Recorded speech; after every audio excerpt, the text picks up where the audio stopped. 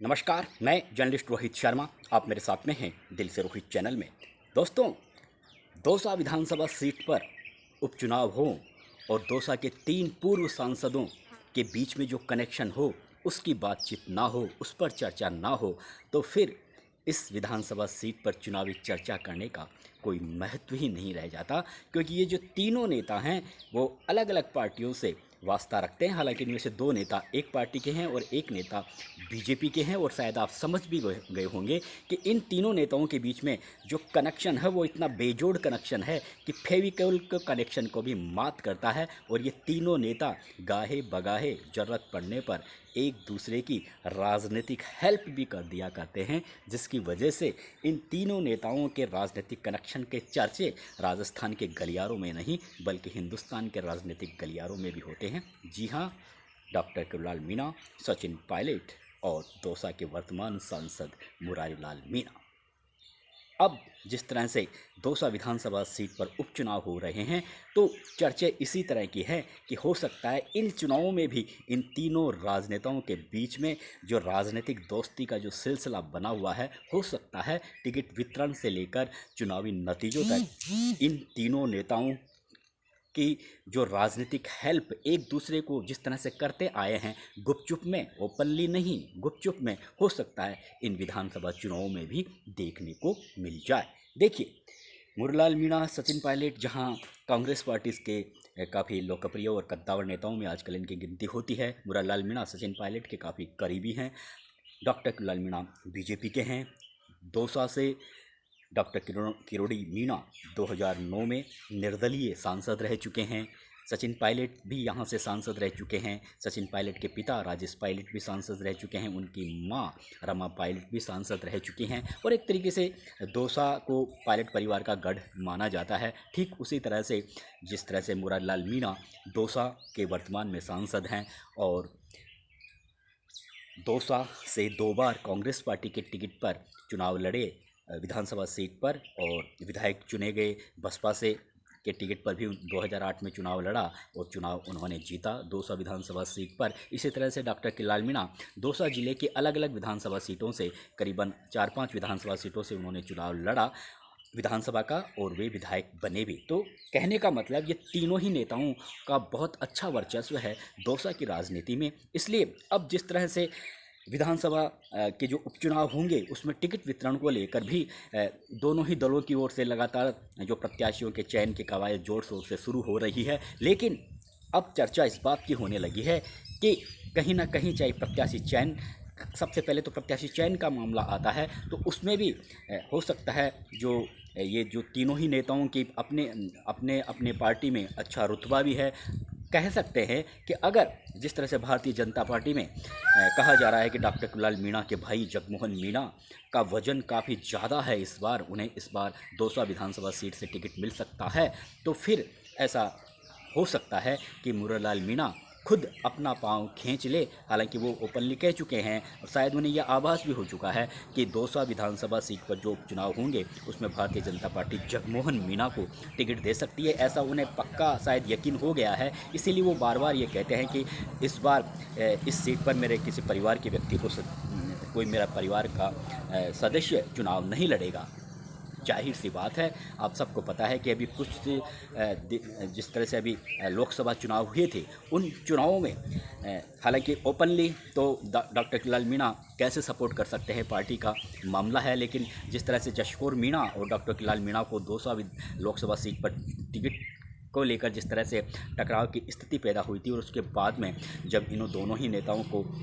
दरकिनार करके कन्हैयालाल मीणा को दौसा से भाजपा ने टिकट दिया था, उसके बाद में जो किरोड़ीलाल मीणा के जो समर्थक थे उनमें नाराज़गी आ गई थी। तो ऐसा माना जा रहा था, राजनीतिक गलियारों में भी ये इस तरह की चर्चा थी, और इस तरह की चर्चा काफ़ी सत्य भी हमें दिखी, क्योंकि जो डॉक्टर किरोड़ीलाल मीणा के जो समर्थक थे, जो भारतीय जनता पार्टी को वोट करते आए थे, उनमें से अधिकांश ने या तो वोट डाला नहीं या फिर उन्होंने कांग्रेस पार्टी के प्रत्याशी मुरलीलाल मीणा को वोट डाला, जिसकी वजह से मुरलीलाल मीणा की जीत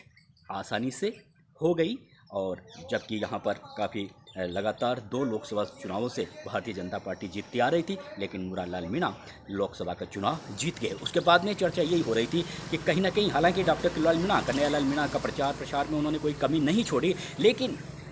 चर्चा ये हो रही थी कि कहीं ना कहीं डॉक्टर किरोड़ीलाल मीणा के जो समर्थक थे और उनको उनके सपोर्ट की वजह से मुरारलाल मीणा की जीत आसान हुई। और ये एक तरीके से कह सकते हैं कि ये, या तो ये कह सकते हैं कि गुपचुप में डॉक्टर किरोड़ीलाल मीणा के जो समर्थक थे उन्होंने कोई बड़ा खेला खेल लिया। हालांकि हम डॉक्टर किरोड़ीलाल मीणा पर आरोप नहीं लगाते, लेकिन ये जो जीत हुई थी उसमें कहीं ना कहीं ये माना जा रहा था कि डॉक्टर किरोड़ीलाल मीणा के जो समर्थक थे उन्होंने बहुत बड़ा खेला भारतीय जनता पार्टी के प्रत्याशी के साथ में खेला, जिसकी वजह से मुरारलाल मीणा जीत गए। तो यहाँ पर उस समय भी चर्चा होने लगी थी कि कहीं ना कहीं जो मुरारलाल मीणा और डॉक्टर किरोड़ीलाल मीणा एक दूसरे का काफ़ी आदर करते हैं, सम्मान करते हैं, और मुरारलाल मीणा डॉक्टर किरोड़ीलाल मीणा को काफ़ी सम्मान की दृष्टि से देखते हैं। तो उस समय ये चर्चा होने लगी थी कि कहीं ना कहीं ये एक तरीके से राजनीतिक बेनिफिट, जो कनेक्शन है डॉक्टर किरोड़ीलाल मीणा का और मुरारलाल मीणा का, वो कनेक्शन यहाँ पर काम आ गया, जिसकी वजह से उनकी जीत हो गई लोकसभा चुनाव में। तो ठीक इसी तरह से अब माना जा रहा है कि मुरारलाल मीणा को ये यकीन हो गया है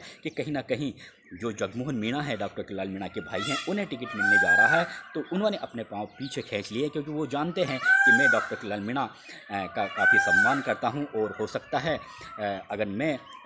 अगर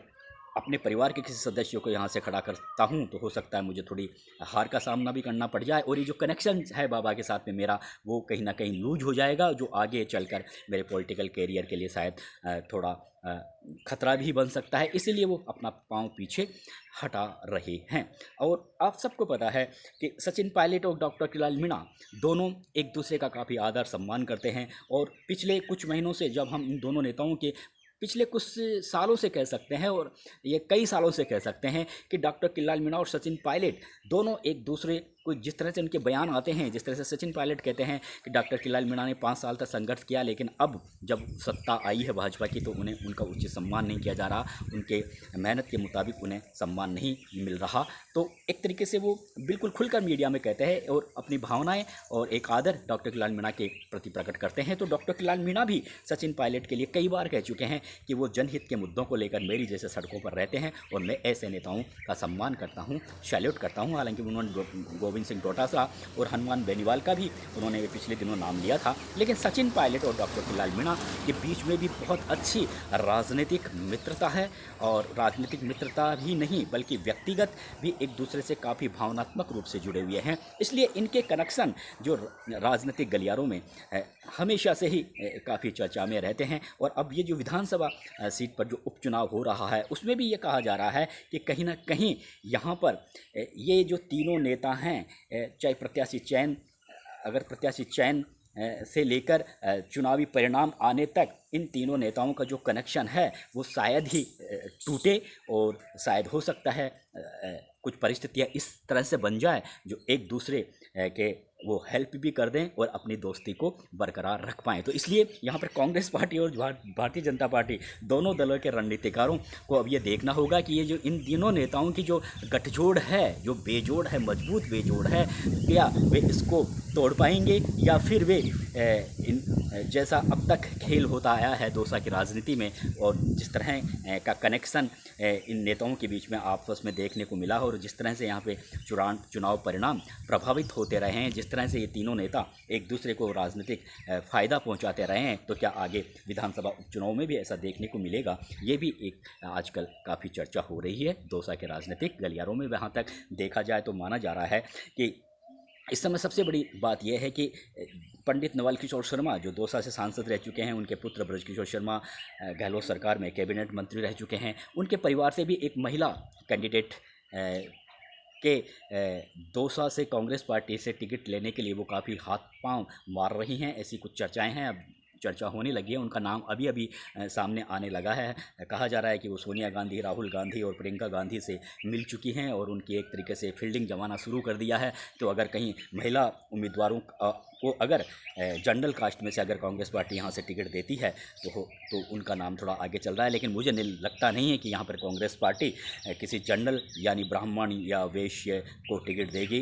अगर टिकट यहाँ से मिलेगा तो कांग्रेस पार्टी से या तो मीणा समुदाय के व्यक्ति को मिल सकता है या फिर SC के कैंडिडेट को मिल सकता है। हो सकता है दूसरे समुदाय के व्यक्ति को भी टिकट मिल जाए। और इसी तरह से भाजपा में भी शंकर शर्मा को यहाँ से कई बार मौका दे चुकी है। वो अब हालांकि वो 2013 में विधायक भी रह चुके हैं, लेकिन अब शायद उन्हें मौका नहीं मिलेगा। तो भारतीय जनता पार्टी हो सकता है जिस तरह से डॉक्टर किरोड़ीलाल मीणा का एक बार फिर से उनका थोड़ा रवैया थोड़ा भाजपा के प्रति नरम हुआ है, और तो ऐसा लगता है कि जगमोहन मीणा का टिकट यहाँ से करीब करीब फाइनल हो गया है। तो इस स्थिति में कांग्रेस पार्टी हो सकता है अब किसे चुनाव मैदान में उतारे, ये तो एक दिलचस्प विषय होगा। लेकिन ये जो अगर जगमोहन मीणा यहाँ से चुनाव मैदान में उतरते हैं तो ये तो बिल्कुल तय है कि कहीं ना कहीं अब बारी मुरलीलाल मीणा की आ जाएगी कि वो डॉक्टर किरोड़ीलाल मीणा के साथ में किस तरह से अपने राजनीतिक जो रिश्ता अब से पहले एक मधुर रिश्ता रहा है और एक दूसरे को राजनीतिक फ़ायदा पहुँचाते रहे हैं, तो वो किस तरह से वो आगे किस तरह से राजनीतिक फ़ायदा पहुँचाएंगे या नहीं पहुँचाएंगे, या फिर इनका राजनीतिक कनेक्शन इन तीनों नेताओं का कहीं ब्रेक लगेगा, ये चुनावों के नतीजे बताएंगे। फिलहाल तो हम इस बात का इंतजार करते हैं कि भाजपा और कांग्रेस यहाँ से किसे टिकट देती है। कांग्रेस पार्टी में कहा जा रहा है कि ममता भूपेश को अगर एससी से अगर टिकट मिलता है तो ममता भूपेश को मिल सकता है, डीसी बेरवा ये नाम हैं। और जिस तरह से अगर गुर्जर समुदाय के व्यक्ति को टिकट देती हैं तो जीआर खटाना, इस तरह के नाम चल रहे हैं। लेकिन अब यह आने वाली समय बताएगा कि टिकट किसे मिलता है। लेकिन मैंने जो आज वीडियो बनाया है ये बिल्कुल क्लियर बात है कि इन तीनों नेताओं का जो राजनीतिक कनेक्शन है, जो राजनीतिक मित्रता है, वो कहीं ना कहीं इन दौसा विधानसभा चुनावों में भी हमें देखने को मिल सकती है। नमस्कार दोस्तों।